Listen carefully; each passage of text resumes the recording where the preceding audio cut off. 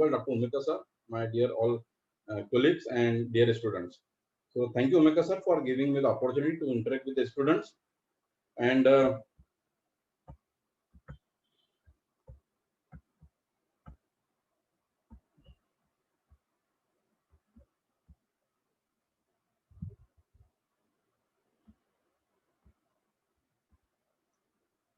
is PPT visible, madam? Yes, sir. Please take it to the full screen mode, sir. Okay.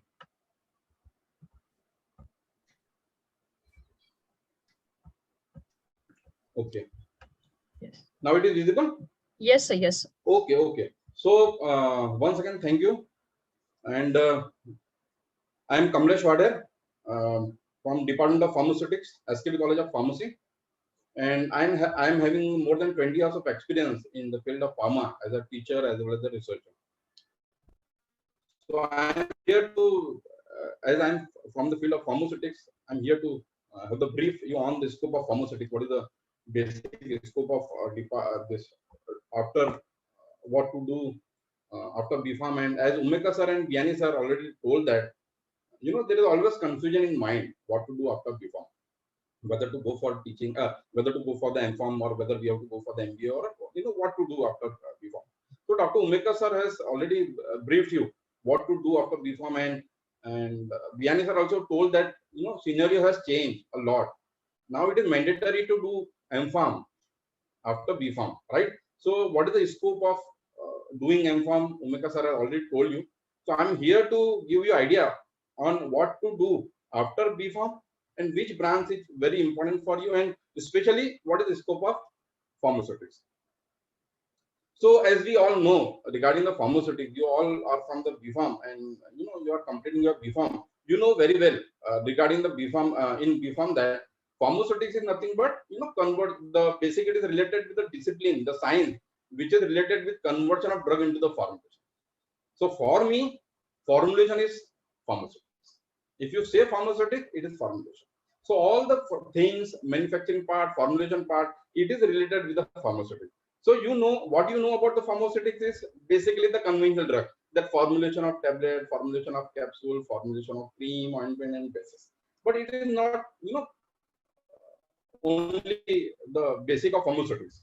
Pharmaceutics is not the preparation of tablet and capsule only. Now the scenario has changed a lot.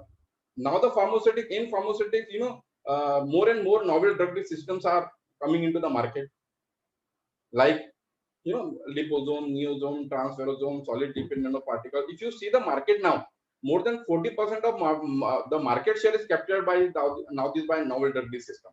Apart from this, more and more work is going on the gene therapy, the vaccination. As you in this pandemic, you have observed that more and more repurposing of drug is carried out, right? Now repurposing of drug means formulation of the drug in the other form. So basic of pharmaceutics is to prepare the drug and convert into any dosage form, whether it is conventional or maybe it is a novel dosage form. So it is not only related to the gene therapy, it is also related to the monoclonal antibodies. So many options are there in pharmaceutics apart from preparing the tablet and capsule. So I'm here to deliver you about what are the basic scope of pharmaceutics. So basic scope of pharmaceutics, what we know is formulation of drug. Yes, no doubt, formulation of drug is the basic part of pharmaceutics. But apart from this, there is a R&D, there is a research in formulation and excipient. Remember one thing: more and more work is going on the research and the excipient formulation, the development of new and new excipient in the pharmaceutics department. Now let us the scope of the pharmaceutics. Yes, formulation, production, manufacturing, it is the basic. Those who are interested in the production, those who are passionate about the manufacturing, of dosage form, जिसको मजा आती है, what is tablet, capsule, how to prepare the liposomal, diluted system, transdermal. If you are passionate, then pharmaceutics is a branch for you. If you are passionate about the production, you are passionate about the manufacturing, yes. If you are interested in formulation development, yes, the pharmaceutics is a branch for you. So formulation development, F&D, it is a major department of any industry, right? In India especially. In India, F&D is the prime branch of any industry.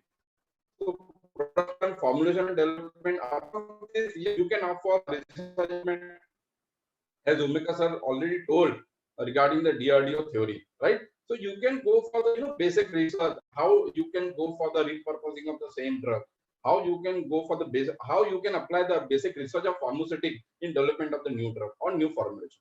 Apart from this, yes, you can go for the marketing part, that is called as the product development department. There is a wide scope in this product development also. Apart from this, yes, pharmaceutical people then go for the academic part, maybe professor in institute. Yes, apart from this, the regulatory affairs. So these are the basic part, the basic scope of pharmaceutical. Apart from you can go for drug inspector, then government job, and so many options are there. I'm not here to give the basic. Umeka sir already given what are the basic the scope of doing MPharm. So nowadays, more and more people now they are shifting. Pharmaceutical people, especially the pharmaceutical people who know about the manufacturing, the production part, they are doing startup. I know my friend, they have started the startup like production of 3D printing tablets, pills, or many doses form. They are shifting more and more people. They after industry of having 20 years or 25 years experience, they started their own company. So this will be the best option for the pharmaceutics people. Especially remember this, for the pharmaceutics people, this is the best option to go for the startup as well as to start your own industry. Own industry in the same or small scale industry or maybe medium. Many people, what I have observed, they initially go for the preparation of conventional dose form, then they shift toward the large scale development or what we call the novel drug system or transdermal system. Many of my colleagues, they are very successful as an entrepreneur in herbal cosmetic also. So you can go for the cosmetic, herbal cosmetic, or what we call the conventional tablet and so many. So entrepreneurship and the startup, these are the good option for the pharmaceutical people. Now these are the basic scope, what we can go for after doing MPharm in pharmaceutics. Now, as I'm a professor in Department of Pharmaceutics, SKP College of Pharmacy, let me give you just brief idea what we have. We have so many of sophisticated instrument. What is required for the pharmaceutics? Now, I'm really very feel proud to say that our department has got MODROP as well as RPS in the last year, around having 40 to 45 lakhs of fund or seed money from the DST as well as from the AIC. And because of this, we have developed our lab, pharmaceutical lab, especially the nano lab, what we call the nano drug delivery system or the novel drug delivery system. So what we have, especially in this coming year, we have laboratory, what we call the lyophilizers, we have diffusion cell, especially I think it will be the first, the 6th station diffusion cell, and rotary vacuum evaporator. We have particle size analyzer, vacuum dryer, probe syndicator, and so many, 9 to 10 instruments we have procured from the grant only. Now our Department of Pharmaceutics in SKP College of Pharmacy have everything which is required basically for development of novel drug system. Whether it is the liposome, transferosome, ecosome, anything, you just name and we can prepare now in our lab, right? So I feel very proud that nano drug system or novel drug system lab is now it is in the very perfect shape in our department. So in previous year, from last 15 years, our students, they are doing very good work in formulation and development for especially conventional dosage form, mouth dissolving dosage form, sustained dosage form, microencapsulation, and very I must say that bioactive enhancement and what we call as a taste masking is the core area where we are working on this. Apart from the novel drug system, pre-formulation, crystallization, polymorphism, so many, we are constantly working, and I feel very proud to say that we have filed 8 to 10 patent, and from the 6th patent has been published from the Department of Pharmaceutics. And yes, this is regarding what our Department of Pharmaceutics is.